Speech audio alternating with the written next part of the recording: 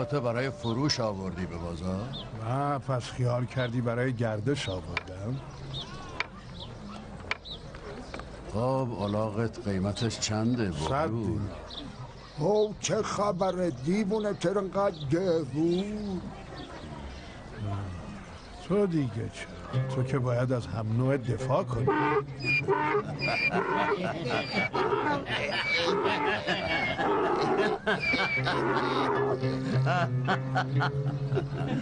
من 50 دینار میخرم، میدی؟ پس نصف دیگه اونو به کی بفروشم؟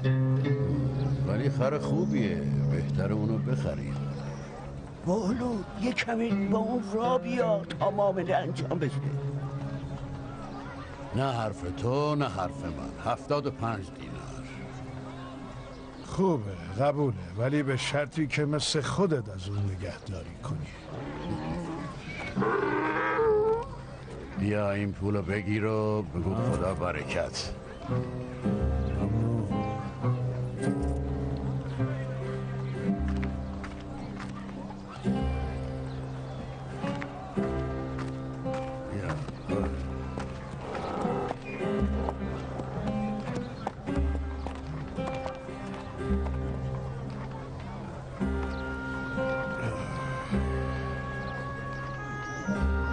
داشتم میرفتم درسته خاطرات خوبی چی میخوای؟ برای چی اینجا وایسادی؟ میشه یه چیزی باشه خوردن به من بدی؟ اگه پولی نداشته باشی چیزی هم برای خوردن نیست. زودتر از اینجا برو، اینجا وای نسا. باش بعد چی شد؟ اومدش اومد نگاش کن من بیچاره کمک کنید به من فقیر نگاش کن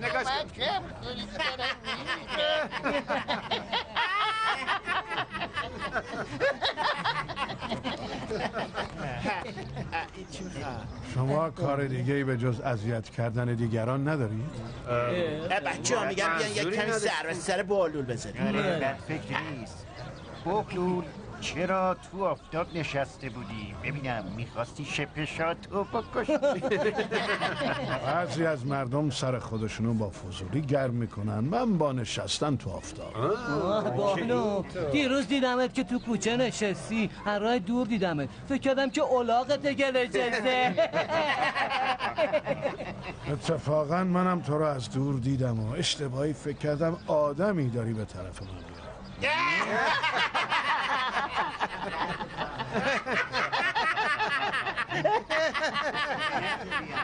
خیلی بامزه بود. عجب چیزی چی بخنده؟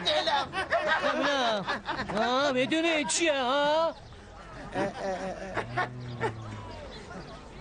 آره میدونم، این بچه است که هنوز دندون در نیافته.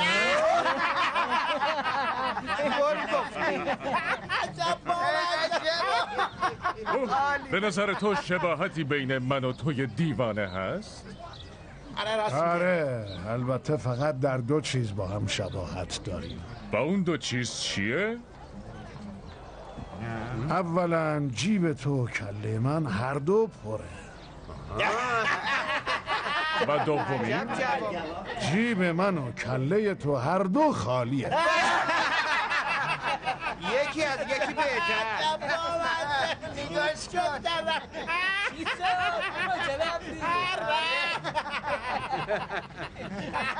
بیا بابا بیا مردن از خنده.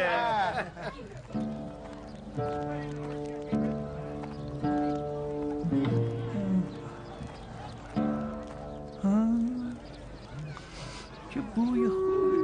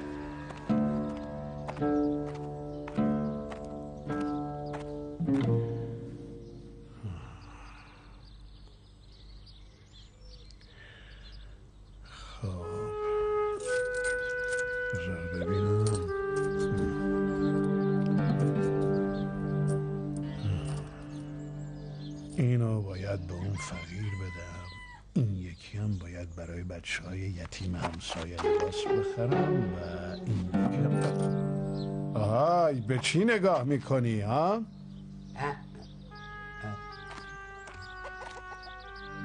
باور کن بولو، من به هیچی نگاه نمی کردم، به هیچی.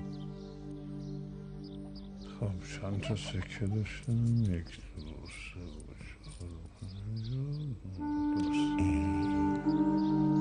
بولو که دیوونه است، ارزش سکه هاشم که نمیدونه. بهتر سکه های طلایی اونو بگیرم و سکه های خودم رو به اون بدم. آهای بولو. بله. میخوای سکه هامون رو با هم عوض کنیم؟ تو یه سکه به من بده، منم در عوض 2 تا سکه به تو میدم.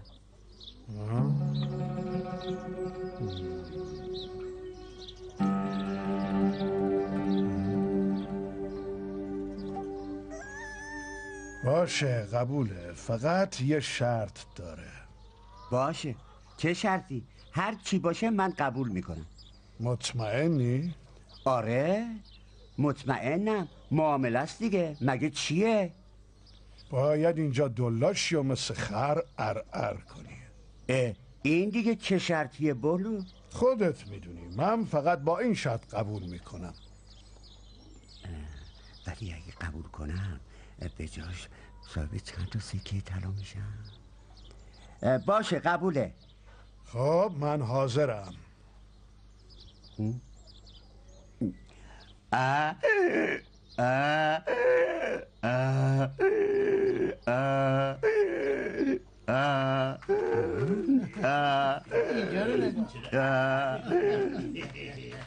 پس بگو چرا بهلول خرشو فروخت؟ خر جدیدی خریده، جوونا هست.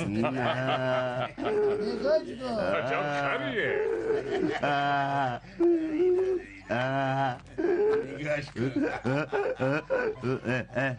بولو کجا میری؟ پس شرطمون چی شد؟ یادت رفت؟ وایسا ببینم. تو با این خریتت میدونی سکه های من طلاست. اون وقت فکر میکنی من ارزش سکه های خودم رو نمیدونم. بهتر سکه ها تو ببری و برای خودت کمی کاه و یونجه بخری. خودمونیم و عجب خر بد صدایم هست. خیلی هم لاغره، پهنم براش نمیکنن. میرین یا همتون رو بکشم؟ برین گم شین دیگه، زود باشین. عجب خر وحشی هم هست. برین دیگه.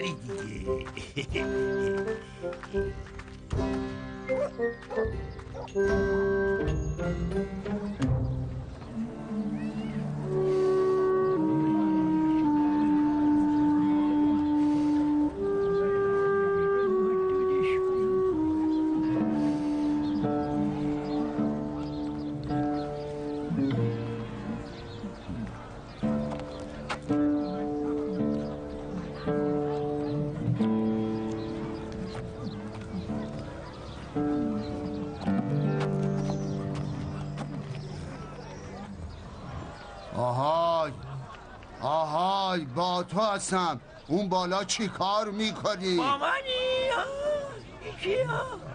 آره با تو هم. تو رو سقف مغازه من چی کار میکنی؟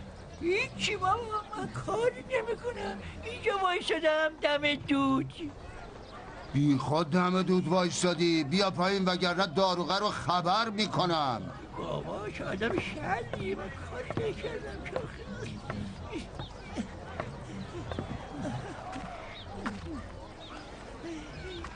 که چی شده؟ کاری نکردم که داد میزنی.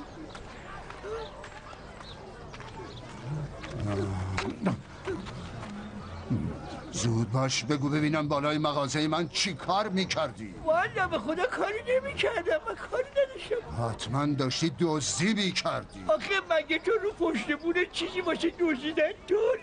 پس راستشو بگو اونجا چی کار میکردی؟ بابا من کاری نمیکردم، فقط نونم و رو دودکش مغازت میگرفتم و میخوردم، همین. پس باید پول غذایی رو که خوردی بدی. پول غذا؟ آره پول غذا. بابا من که غذا نخوردم، فقط نونم و رو دود اون گرفتم و خوردم. خب همین چه فرقی داره؟ بالاخره خوردی، چه کباب باشه چه دود کباب، باید پول اونو بابا بدی. چی میگی؟ من اگه پول داشتم خود کبابو میخوردم، نه دود کباب. من نمیدونم، اگه پول منو ندی داروغه رو خبر میکنم.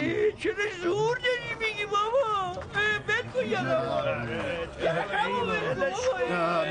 خب راست میگه این بیچاره که چیزی نخورده. خب بالاخره کی از این غذا استفاده کرده؟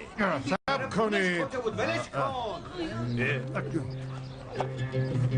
میخواین من بینتون قضاوت کنم؟ آره بیا و بین ما قضاوت کن و حق منو از این مرد بگیر، از این مبخور. و منو از دست این مرد نجات بدی. خب تعریف کنید ببینم چی شده. این مرد نمیخواد پول غذایی رو که خورده بده. دروغ میگه، چه غذایی؟ من غذا نخوردم. اینطوری نمیشه، یکی یکی حرف بزنین تا من بفهمم. ببین من 2 روزه که جز چند تا تیکه نون خوش چیزی واسه خوردن ندارم. امروز داشتم از جلوی مغازه این من رد میشدم، بوی کباب داشت دیوونم میکرد. دیدم همه دارن غذا میخورن. گشنگی امونمو بریده بود، تیکه نونمو در آوردم بخورم، ولی اینقدر خوش بود که نتونستم. سرمو به طرف آسمون گرفتم و خدا رو شکر کردم که چشم به دودکش و مغازه این مرد افتاد. فکر کردم اقلا نونم و رو دود کباب بگیرم، بچه یه کمی نرم بشه، بوی کبابم بگیره، که یه دفعه این مرد من اونجا دید و از اون به بعد به خودش خب این مرد که چیزی نخورده، بابت چه چیز باید پول بده؟ یعنی چی؟ بالاخره از بو و دود کباب که استفاده کرده، پس باید پولشو بده.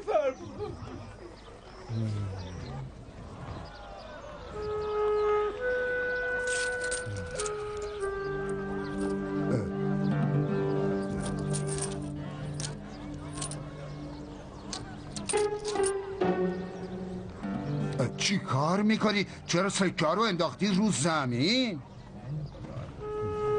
الان میفهمی. صدای سکه ها رو شنیدی؟ خب که چی؟ این پول غذا بود که دادم. این چه مسخره بازیه که در آوردی؟ خب تو بوی غذا رو به جای غذا به این مرد فروختی، نه غذا رو. پس به جای پولم باید صدای اونو بگی. حالا خوب شد؟ کیف کردی؟ بیا این سکه رو بگیر و برای خودت غذایی تهیه کن، ولی بهتر کاری برای خودت پیدا کنی تا مجبور نشی به جای غذا بوی اونو بخوری.